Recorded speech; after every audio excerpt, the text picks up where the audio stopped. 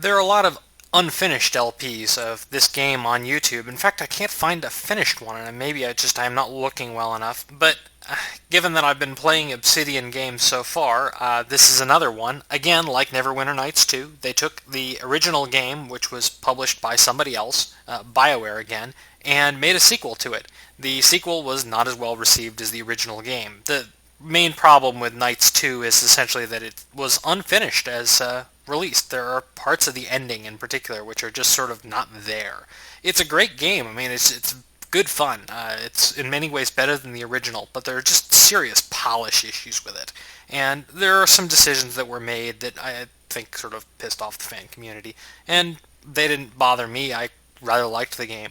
I especially like the crafting system in this game. Anyway, there is one flaw in how I'm going to do this. The movies won't record properly using Fraps, so I'm going to have to try and figure out some back way to get the movies in. I may link the videos within these videos once I figure it out, and I may also just explain what's happening in the movies, and if you want to actually see them, play the game itself. It's actually not bad. I actually don't know how easy it is to find at this point. The game as released was unfinished. The content that was removed is still in the sort of source code for the game in a sort of unfinished state. And it was restored by a mod team, and I'm playing that mod. It's the first time I've actually played this game with the mod, so there are some things to this which I'll be playing blind, but I imagine that I'll be able to handle it just fine since I've played through this game twice with just normally, neither one recently, so there's some things I'm going to have to look up as I go through. I'm hoping that there's more interactions with Canderous, or, well, you know who Canderous is if you've played the first game. We'll see him later. And there's also one of the areas that was cut from the first game, and there's probably also another boss in the game. I don't know exactly what I'm going to run into, but I'll indicate what things are new from the restoration as I come across them. I'm going to play this game as the canon version, which is a light side female. That's all that's sort of officially been stated about the events of this game, which is part of the official Star Wars canon, such as it is. The events are sort of in the distant history of the Star Wars universe, and there's not a whole lot that comes into play from the sort of the new areas of the movies, like the 1 through 6 movies, and then there's the whole expanded universe. Maybe this is part of the expanded universe. I'm not really an authority on Star Wars canon. If you want to read about it, you can read about it on Wikipedia. That's not Wikipedia, that's Wikipedia, as in like Chewbacca. And there's a summary of the events of the game on there. I am not going to stick to that religiously from the standpoint of that was just one person's playthrough, and so there's some decisions that are made there that I may not stick to, though there are certain core elements which are going to be correct in that. So used to playing games where you can actually mess with your portrait, I've just picked one randomly,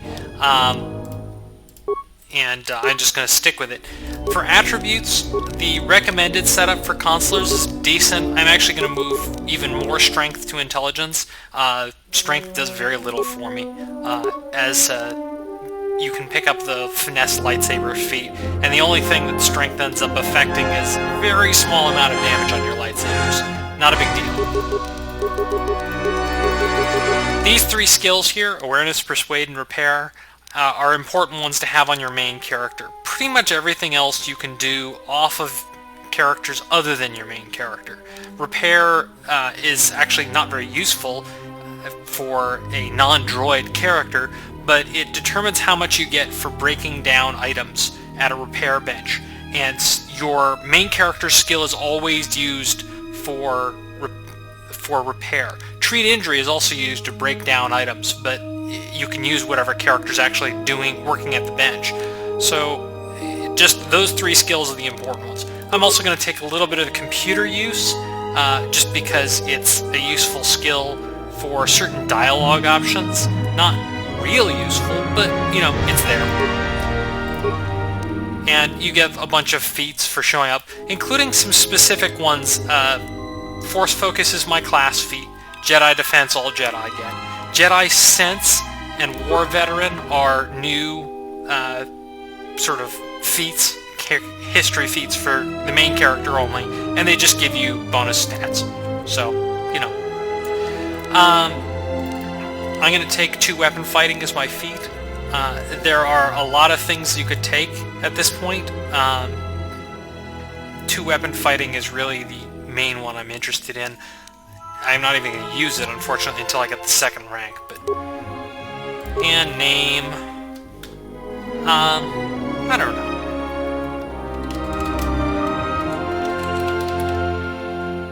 We'll call her that. And I'm going to have to skip the opening crawl here because, well, as I said, the movies don't, like the opening crawl, don't play properly. It just gives you some background information, which we'll get to in-game. And we are not playing our main character right now.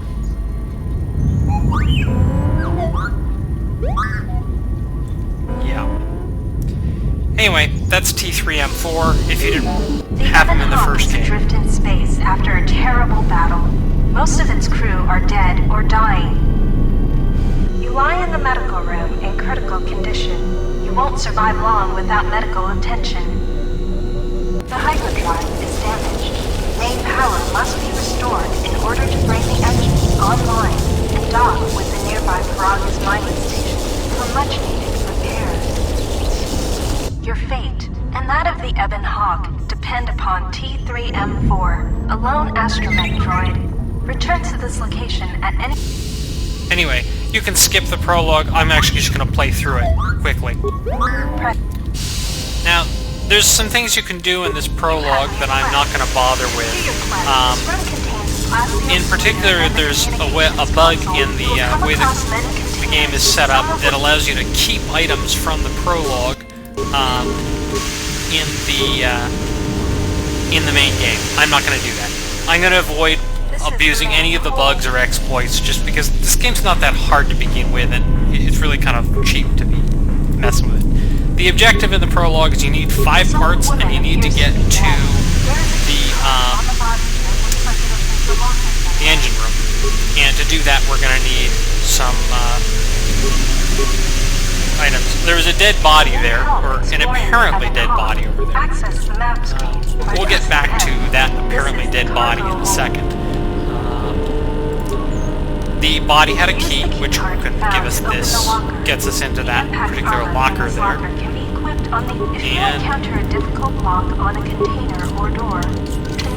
And I'm just going through this quickly. There's a couple of things that the game's explaining. I am not actually going to pay much attention to them. I guess I didn't need this field survival pistol, but you can do a little combat training in the prologue. I'm going to skip it, but and it's telling me the lift will take me outside. This engine room door is blocked, so I need to blow it open. This is the utility. And we'll need some mines. Now, for some reason, you find mines by taking them out of the parts of unexploded missiles. Frankly, it doesn't seem like missiles are used a lot in the Star Wars universe, and maybe it's because they fail to explode. I mean, maybe that's why we're missing part of the right-hand side of the ship there, but, hey, you know. There's also a couple parts we can grab up here. Side of the this open hatch has some parts that will be useful for getting... Don't forget to... This is now, we can disarm these mines if we wanted to, but I'm just going to go straight to the missile here, grab the other parts, and head back downstairs, if I can get around this place.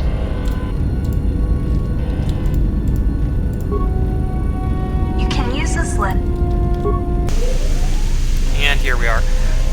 I'll explain all these mechanics a little bit later, but honestly I'm not intending to make this a walkthrough. I'm intending to make this just sort of a playthrough of the game. To get this hyperdrive going, we need 5 parts. We've got the 5 parts, so let's do it. The hyperdrive is online. Primary power is restored. Only one step remains. Return to the galaxy map in the cockpit and travel to Prologue. Okay.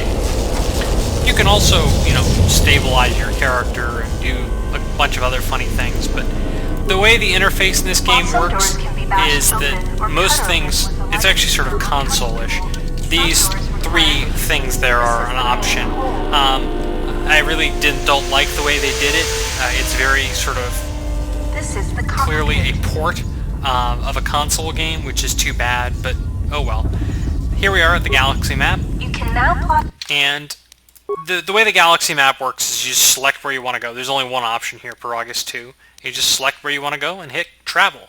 But that will start the real game, and so I'll end this prologue here and see you next time. Door to the storage compartment is being sliced. There is someone, or something, else alive on the Ebon Hawk.